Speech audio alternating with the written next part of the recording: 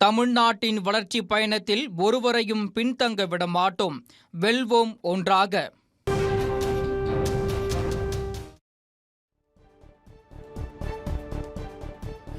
பாகங்கள் விற்பனை கடையில் ஏற்பட்ட பயங்கர தீ விபத்தில் பல லட்சம் ரூபாய் மதிப்பிலான பொருட்கள் எரிந்து நாசமாயின. இதில் தீப்பிடித்த சில நிமிடங்களிலேயே கடைக்குள் இருந்த ஆயில் மற்றும் பிளாஸ்டிக் உதிரி பாகங்கள் பற்றி எரிய தொடங்கியதால் தீ மளமளவென பரவியது. கடைக்கு அருகிலேயே நெருக்கமான குடியிருப்புகள் அமைந்துள்ளதால் தீயானது அடுத்தடுத்த வீடுகளுக்கும் வேகமாக பரவ துவங்கியது. தகவல் அறிந்து சம்பவ இடத்திற்கு விரைந்த தீயணைப்பு வீரர்கள் தீயை கட்டுக்குள் கொண்டுவர முயற்சித்தனர்.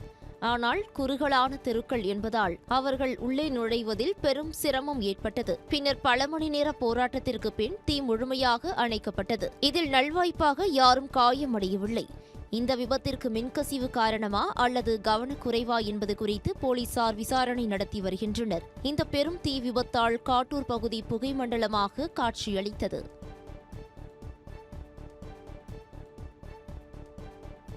திருவள்ளூர் மாவட்டம் ஆவடியில் முன்விரோதம் காரணமாக ரவுடி கல்லால் அடித்து கொலை செய்யப்பட்ட சம்பவம் அதிர்ச்சியை ஏற்படுத்தியுள்ளது. கொள்ளுமேடு பகுதியைச் சேர்ந்த மணிகண்டன் மீது கொலை உள்ளிட்ட பல்வேறு வழக்குகள் நிலுவையில் உள்ளன. இவருக்கும் ஆவடி கோவில் பதாகை பகுதியைச் சேர்ந்த சரித்திர பதிவேடு குற்றவாளி வீரா என்பவருக்கும் இடையே முன்விரோதம் இருந்ததாக கூறப்படுகிறது. இந்த நிலையில் மதுபான கடையில் இருவருக்கும் இடையே தகராறு ஏற்பட்டதாக தெரிகிறது. தொடர்ந்து மணிகண்டனை கீழே தள்ளிவிட்ட வீரா மற்றும் அவரது கூட்டாளிகள் கற்களால் தாக்கி அவரை கொலை செய்துவிட்டு தப்பிச் சென்றனர். தகவல் அறிந்து வந்த போலீசார் உடலை கைப்பற்றி பிரேத பரிசோதனைக்காக மருத்துவமனைக்கு அனுப்பி வைத்தனர். தொடர்ந்து வீரா, பிரதீஷ் ஆகியோரை கைது செய்தனர். காஞ்சிபுரம் மாநகராட்சி பகுதியில் நாய்கள் தொல்லை அதிகரித்துள்ளதால் பொதுமக்கள் அவதியடைந்துள்ளனர். காஞ்சிபுரம் மாநகராட்சிக்கு உட்பட்ட செவிலிமேடு, ராஜவீதி, பிள்ளையார்பாளையம் உள்ளிட்ட பகுதிகளில் தெருநாய்கள் அதிகரித்து காணப்படுகின்றன. இதனால் அவ்வழியாக செல்லும்போது அச்சுறுத்தல் ஏற்படுவதாக பொதுமக்கள் அச்சம் தெரிவித்துள்ளனர். இதனையடுத்து மாநகராட்சி நிர்வாகத்தினர் தெருநாய்களை அப்புறப்படுத்த வேண்டும் என பொதுமக்கள் கோரிக்கை விடுத்துள்ளனர். சிவகங்கை மாவட்டம் மானாமதுரை அருகே மேய்ச்சல் நிலத்தில் வனத்துறையினர் வேலி அமைக்க கிராம மக்கள் எதிர்ப்பு தெரிவித்துள்ளனர். சிவகங்கை மாவட்டத்தில் குடிநீர் திட்டத்திற்காக கையகப்படுத்தப்பட்ட வனத்துறை நிலத்திற்கு ஈடாக மானாமதுரை அருகே விளாக்குளம் பகுதியில் உள்ள 40 ஏக்கருக்கும் மேற்பட்ட நிலத்தை வருவாய்த்துறை வனத்துறைக்கு ஒதுக்கியது. அந்த இடத்தில் வேலி அமைத்து மரக்கன்றுகள் நடவு செய்ய வனத்துறை திட்டமிட்டது. இதற்காக நில அளவீட்டுக்கு சென்ற அதிகாரிகளுக்கு கிராம மக்கள் எதிர்ப்பு தெரிவித்தனர். மேலும் மேய்ச்சல் நிலத்தை மீட்க வேண்டும் என்றும் கால்நடைகள் மேயவும் மழைநீர் அருகிலுள்ள கண்மாய்க்கு செல்லவும் வேலி தடையாக இருக்கும் என கூறி அப்பகுதியைச் சேர்ந்த 50க்கும் மேற்பட்டோர் சிவகங்கை மாவட்ட ஆட்சியர் அலுவலகத்தில் மனு அளித்தனர். ராமநாதபுரம் மாவட்டம் திருவாடானை அருகே சிறிய பாலத்தில் சென்று கொண்டிருந்த நபர் பள்ளத்தில் தவறி விழுந்து உயிரிழந்தார். கல்லூர் கிராமத்தைச் சேர்ந்த டிராக்டர் ஓட்டுநரான முத்து என்பவர் இரவு சின்னக்கீரமங்கலம் பகுதியில் உள்ள சிறிய பாலத்தில் சென்று கொண்டிருந்தார். அப்போது எதிர்பாராத விதமாக கீழே விழுந்ததில் உயிரிழந்தார். தகவல் அறிந்து வந்த திருவாடானை காவல்துறையினர் உடலை மீட்டு பிரேத பரிசோதனைக்காக திருவாடானை அரசு மருத்துவமனைக்கு அனுப்பி வைத்ததுடன் வழக்கு பதிவு செய்து விசாரணை மேற்கொண்டு வருகின்றனர்.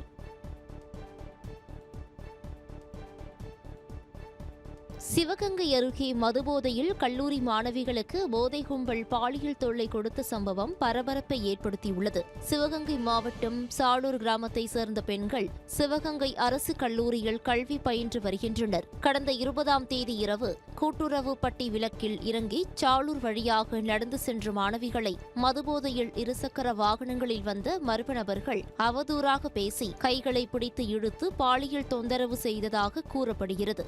அச்சமடைந்த மாணவிகள் அருகில் உள்ள வீடுகளில் தஞ்சம் புகுந்தனர். பின்னர் மீண்டும் வந்த குற்றவாளிகள் பொதுமக்களை மிரட்டியதாகவும் தட்டி கேட்ட பூமிநாதன் என்பவரை தாக்கியதாகவும் கூறப்படுகிறது. சம்பந்தப்பட்டவர்கள் மீது கடும் நடவடிக்கை எடுக்க கோரி பொதுமக்கள் மாவட்ட காவல் கண்காணிப்பாளரிடம் புகார் அளித்துள்ளனர்.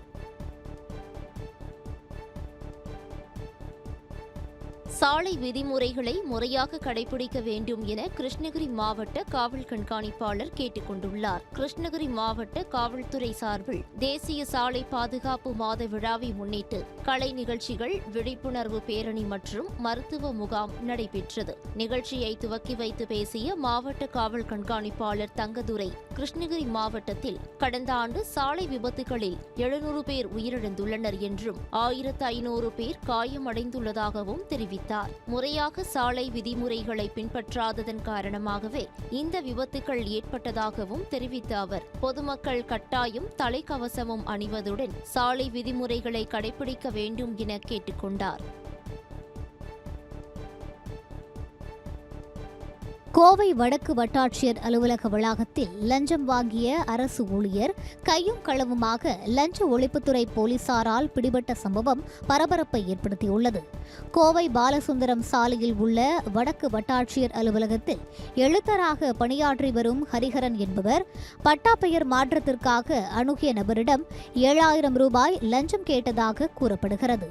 இதுகுறித்து பாதிக்கப்பட்ட நபர் லஞ்ச ஒழிப்புத்துறையில் புகார் அளித்தார். அதன் பேரில் ரசாயனம் தடவிய பணத்தை பெற்றபோது மறைந்திருந்த லஞ்ச ஒழிப்புத்துறை போலீசார் ஹரிஹரனை கைது செய்து விசாரணை நடத்தி வருகின்றனர். திண்டுக்கல் மாவட்டம் கோட்டைக்காரன்பட்டி கிராமத்தில் கோவில் பணத்தை திருப்பித் தராத காவல்துறையைச் சேர்ந்த தம்பதியினர் மீது நடவடிக்கை எடுக்க கோரி மாவட்ட காவல் கண்காணிப்பாளர் அலுவலகத்தை கிராம மக்கள் முற்றுகையிட்டனர். தங்களது கிராமத்தில் உள்ள சக்தி காளியம்மன் கோயிலுக்கு சொந்தமான 5 லட்சம் ரூபாயை பெற்றுக்கொண்டு திருப்பித் தராமல் காவல்துறையைச் சேர்ந்த சக்தி முருகன் மற்றும் அவரது மனைவி வைரலட்சுமி ஆகியோர் மிரட்டுவதாகவும், தட்டி கேட்ட ஊர் நாட்டாமை மீது அடியாட்களை கொண்டு தாக்குதல் நடத்தியதாகவும் கிராம மக்கள் குற்றம் சாட்டினர். மேலும் இதுகுறித்து புகார் அளித்தும் சாணார்பட்டி போலீசார் நடவடிக்கை எடுக்கவில்லை எனவும், உரிய நடவடிக்கை எடுத்து கோயில் பணத்தை மீட்டுத் தரும்படியும் வலியுறுத்தினர். நண்பரை கொலை செய்த வழக்கில் இளைஞருக்கு ஆயுள் தண்டனை விதித்து தேனி மாவட்ட நீதிமன்றம் தீர்ப்பு வழங்கியுள்ளது. குமுளி காவல் நிலைய எல்லைக்கு உட்பட்ட வெட்டுக்காடு பகுதியைச் சேர்ந்தவர்கள் கலைக்கண்ணன் மற்றும் பாலமுருகன். நண்பர்களான இருவருக்கும் கடந்த 2025ஆம் ஆண்டு மது குடிக்கும் போது தகராறு ஏற்பட்டுள்ளது.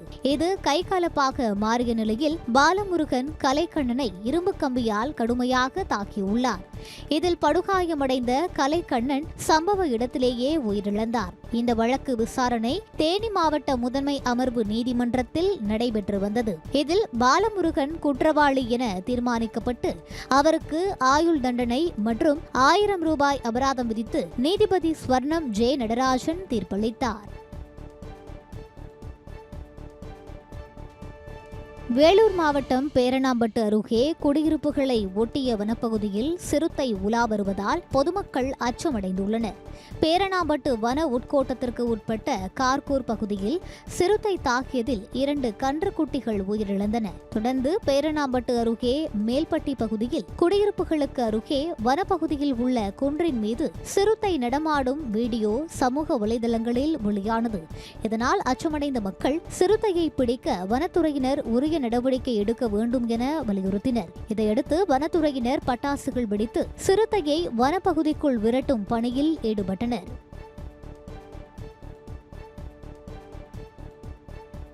நீலகிரி மாவட்டம் உதகையில் உறைபனி காரணமாக கடும் குளிர் நிலவுவதால் பொதுமக்களின் இயல்பு வாழ்க்கை வெகுவாக பாதிக்கப்பட்டுள்ளது.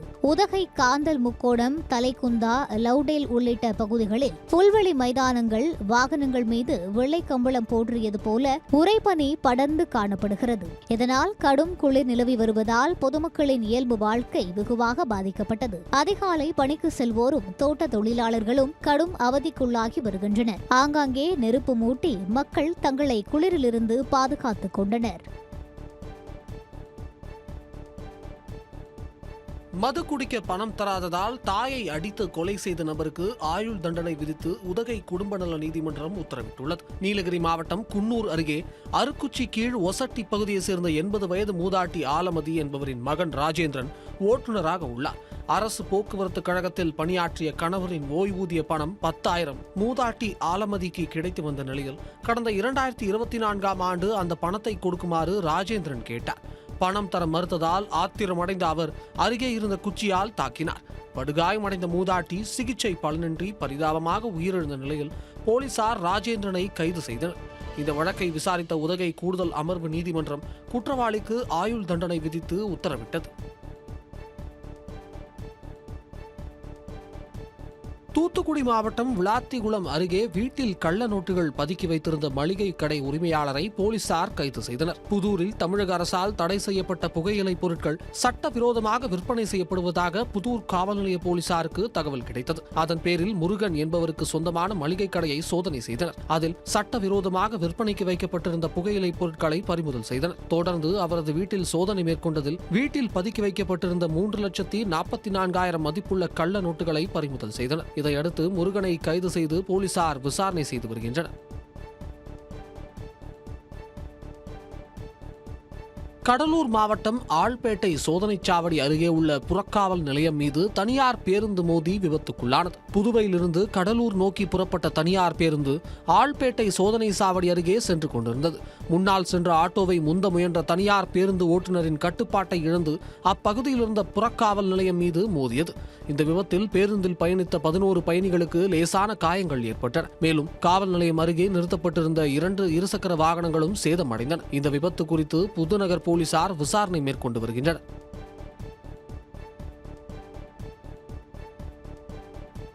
கோவையில் பிசியோதெரபிஸ்ட் மருத்துவர்களை காரில் கடத்திய கும்பலை போலீசார் கைது செய்தனர். தொண்டாமுத்தூரில் உள்ள தனியார் மருத்துவமனையில் பிசியோதெரபிஸ்டாக பணியாற்றும் நவீன் சக்கரவர்த்தி கடந்த 21ஆம் தேதி தனது நண்பர் பிரதீப்புடன் மாநகராட்சி பூங்கா அருகே நடந்து சென்று கொண்டிருந்தார். அப்போது காரில் வந்த இளைஞர்கள் 3 பேர் கத்தியை காட்டி மிரட்டி அவர்களை கடத்தியதாக தெரிகிறது. தொடர்ந்து அவர்களது செல்போன், தங்க சங்கிலி ஆகியவற்றை பறித்த கும்பல் பணம் கேட்டு மிரட்டியது. இருவரும் பணம் இல்லை என கூறியதால் ஜிபே மூலம் 20,000 ரூபாய் பெற்றுக்கொண்டு அவர்களை இறக்கிவிட்டதாக தெரிகிறது. இதுகுறித்து அளிக்கப்பட்ட புகாரின் பேரில் விசாரணை மேற்கொண்ட போலீசார் கார்த்திக், ஹரிகிருஷ்ணன், பிரதீப் ஆகியோரை கைது செய்து சிறையில் அடைத்தனர்.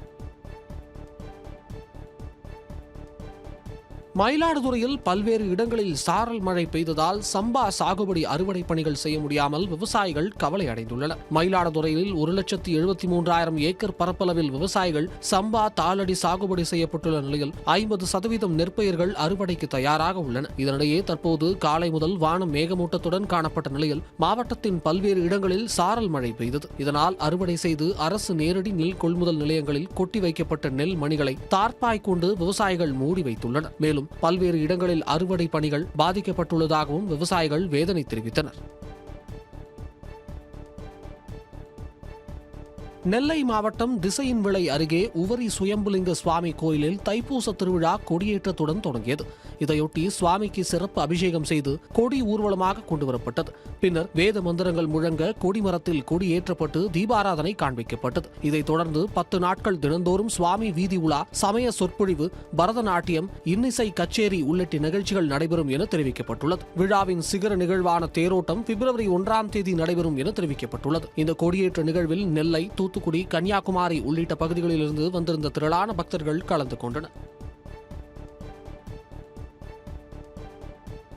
காரைக்குடி அருகே தியேட்டரில் மங்காத்தா படம் ஓடிக்கொண்டிருந்த போது தாவேகா கொடியை காட்டிய விஜய் ரசிகர்களுடன் அஜித் ரசிகர்கள் மோதிக்கொண்டதால் பரபரப்பு ஏற்பட்டது. அஜித்தின் மங்காத்தா படம் ரிலீஸ் செய்யப்பட்ட நிலையில் காரைக்குடியில் உள்ள தியேட்டர் ஒன்றில் அஜித் ரசிகர்கள் உட்பட பலர் படத்தை பார்த்துக் கொண்டிருந்தனர். அப்போது விஜய் ரசிகர்கள் சிலர் தாவேகா கொடியை காட்டி கத்தி கூச்சலிட்டதாக கூறப்படுகிறது. இதனால் ஆத்திரமடைந்த அஜித் ரசிகர்கள் அவர்களுடன் வாக்குவாதத்தில் ஈடுபட்டனர். தொடர்ந்து திரைப்படம் முடிந்து வெளியே வந்த பிறகும் தாவேகா கொடியை காட்டியதால் இருதரப்பினரும் இடையே தகராறு ஏற்பட்டது. விஜய் ரசிகர்களும் அஜித் ரசிகர்களும் வாக்குவாதம் செய்யும் வீடியோ காட்சி தற்போது வைரலாகியுள்ளது.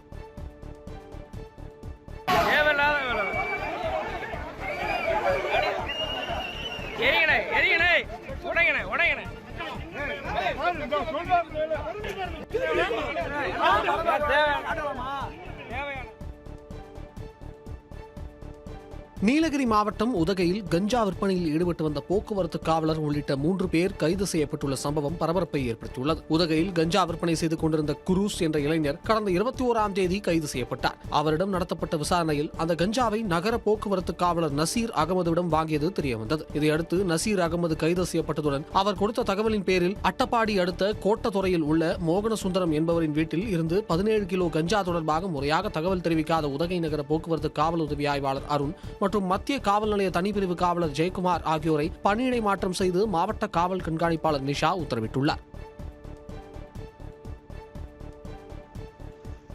கோவை துடியலூர் அருகே கட்டுப்பாட்டை இழந்த கார் சாலையோர புளிய மரத்தில் மோதியதில் 2 இளைஞர்கள் பரிதாபமாக உயிரிழந்தனர்.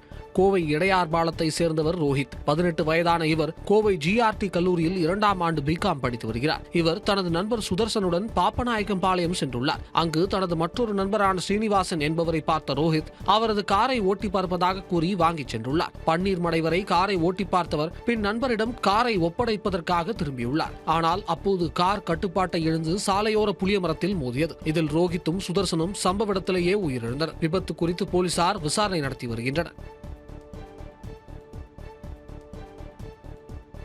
நீலகிரி மாவட்டம் கோத்தகிரியில் மகன் இறந்த செய்தி கேட்டு தாயாரும் மாரடைப்பால் உயிரிழந்த சம்பவம் சோகத்தை ஏற்படுத்தியுள்ளது. கோத்தகிரி அடுத்த பில்லி கம்பை பகுதியை சேர்ந்தவர் தன்ராஜ். இவர் உதகை அடுத்த தேனநாடு கம்பை காவல் நிலையத்தில் சிறப்பு உதவி ஆய்வாளராக பணியாற்றி வருகிறார். இந்த நிலையில் நீதிமன்ற பணிக்காக சென்றபோது அவருக்கு மயக்கம் ஏற்பட்டுள்ளது. அருகில் இருந்தவர்கள் அரசு மருத்துவமனைக்கு கொண்டு சென்றுள்ளனர். அங்கிருந்து மேல் சிகிச்சைக்காக கோவைக்கு கொண்டு செல்லும் வழியில் மாரடைப்பால் தன்ராஜ் உயிரிழந்துள்ளார். இதுகுறித்து அவரது குடும்பத்திற்கு தெரிவிக்கப்பட்டுள்ளது. இந்த தகவலை கேட்ட தன்ராஜின் தாயாரும் நிச்சயமாலும் மாரடைப்பால் உயிரிழந்துள்ளார். இந்த சம்பவம் கோத்தகிரி மக்களிடையே சோகத்தை ஏற்படுத்தியுள்ளது. கிருஷ்ணகிரி மாவட்டம் பர்கூர் அடுத்த சிகலர்பள்ளி கிராமத்தில் உள்ள ஏரியில் கடந்த சில நாட்களாக உரிய அனுமதியின்றி மர்ம நபர்கள் JCB இயந்திரங்கள் மற்றும் டிப்பர் லாரிகளை பயன்படுத்தி மண் கடத்தலில் ஈடுபட்டு வருவதாக புகார் எழுந்துள்ளது. மிக ஆழமான முறையில் மண் அள்ளப்படுவதாக அப்பகுதி மக்கள் குற்றம் சாட்டியுள்ளனர். இதனால் மழைக்காலங்களில் ஏரிக்கு நீர்வரத்து அதிகரித்து ஆழமான பள்ளங்களில் தண்ணீர் நிரம்பினால் உயிர் பலி நிகழும் அபாயம் உள்ளதாகவும் அச்சம் தெரிவிக்கின்றனர். கடந்த காலங்களில் இதுபோன்ற ஆழக்குழிகளில் தேங்கிய நீரில் மூழ்கி பல உயிரிழப்புகள் நிகழ்ந்துள்ளதை சுட்டிக்காட்டும் கிராம மக்கள் பெரும் அசம்பாவிதம் நடப்பதற்கு முன்பு இதனை தடுக்க வேண்டும் என வலியுறுத்துகின்றனர். பகல் நேரத்திலேயே துணிச்சலாக நடைபெறும் இந்த மண் கடத்தலை தடுக்க மாவட்ட நிர்வாகம் விரைவான நடவடிக்கை எடுக்க வேண்டும் என்றும் கிராம மக்கள் கோரிக்கை விடுத்துள்ளனர். தேனி மாவட்டம் பெரியகுளம் நகராட்சிக்குட்பட்ட தென்கரை மற்றும் வடகரை பகுதிகளில் இரவில் 5 பெட்டி கடைகளை உடைத்து மர்ம நபர்கள் கொள்ளையில் ஈடுபட்ட சம்பவம் பரபரப்பை ஏற்படுத்தியுள்ளது. தென்கரை காவல் நிலைய எல்லைக்குட்பட்ட பகுதியில் 3 கடைகளிலும் வடகரை காவல் நிலைய எல்லையில் 2 கடைகளிலும் இந்த கொள்ளை சம்பவங்கள் நடைபெற்றுள்ளன. உடைக்கப்பட்ட கடைகளில் இருந்த சிகரெட் பெட்டிகள், பணம் மற்றும் செல்போன்களை மர்ம நபர்கள் கொள்ளையர்கள் எடுத்துச் சென்றுள்ளனர். கொள்ளை சம்பவம் தொடர்பாக பெரியகுளம் மற்றும் தென்கரை காவல்துறையினர் வழக்கு பதிவு செய்து தீவிர விசாரணை மேற்கொண்டு வருகின்றனர்.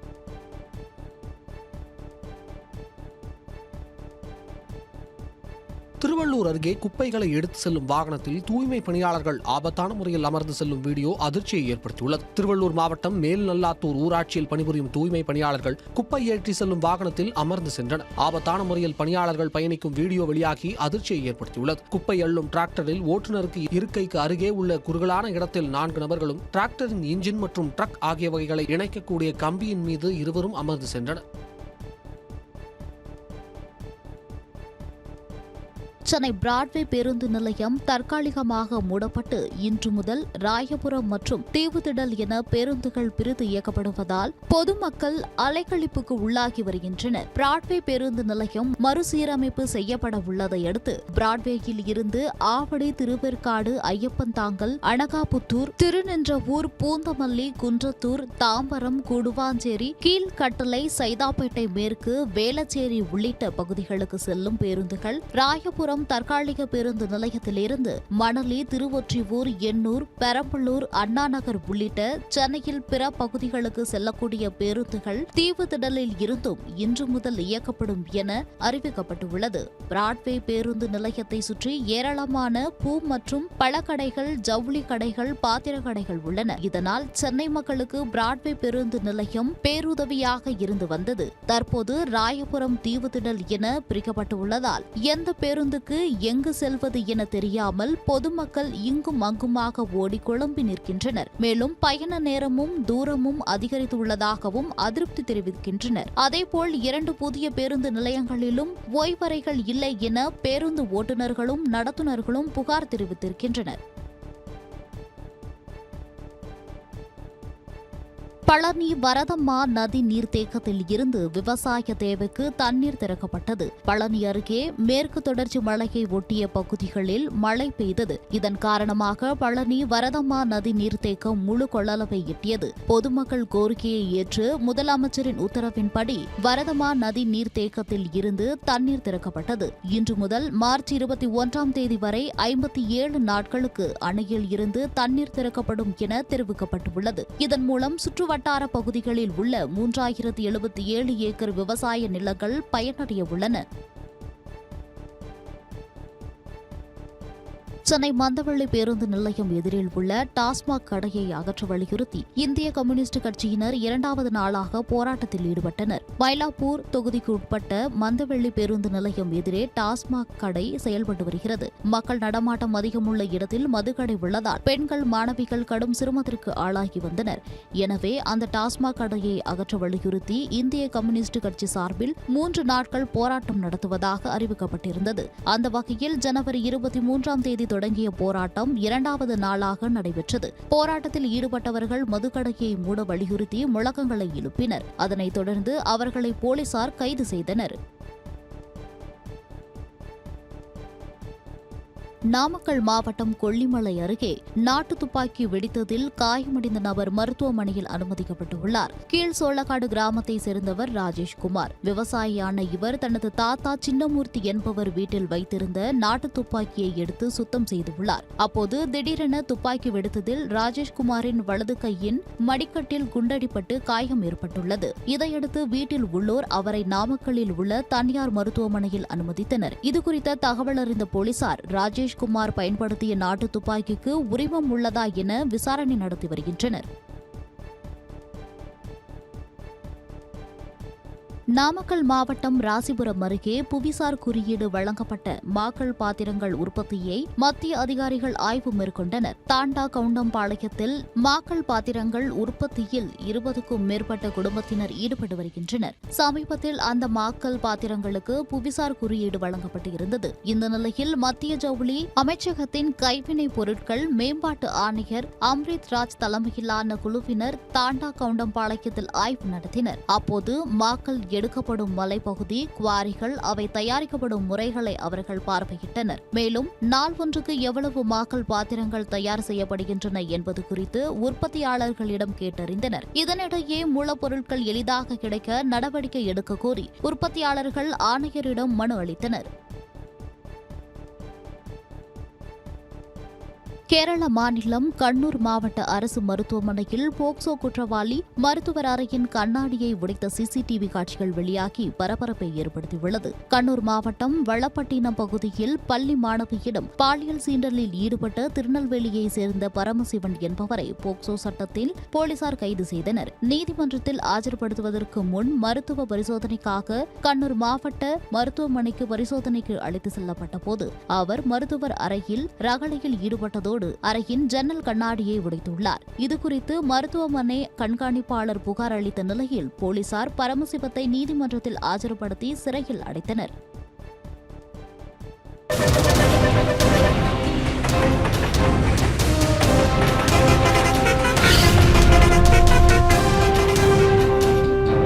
தமிழ்நாட்டின் வளர்ச்சி பயணத்தில் ஒருவரையும் பின்தங்க விட மாட்டோம். வெல்வோம் ஒன்றாக.